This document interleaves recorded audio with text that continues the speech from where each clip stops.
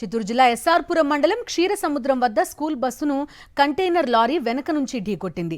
ఘటనలో 30 మంది విద్యార్థులకు గాయాలయ్యాయి. బస్సులో చిక్కుకుపోయిన విద్యార్థులను స్థానికులు బయటకు తీసి ఆసుపత్రికి తరలించారు. 7 విద్యార్థులకు తీవ్రంగా గాయాలైనట్టు స్థానికులు తెలిపారు. తీవ్రంగా గాయపడ్డ వారిని చిత్తూరు ప్రభుత్వాసుపత్రికి తరలించి వైద్యం అందిస్తున్నారు.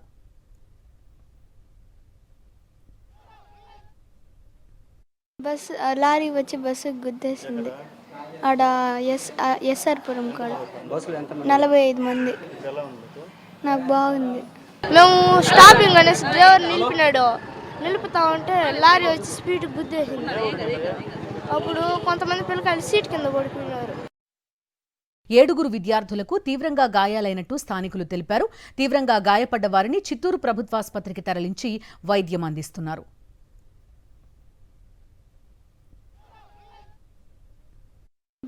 లారీ వచ్చి బస్సు గుద్దేసింది.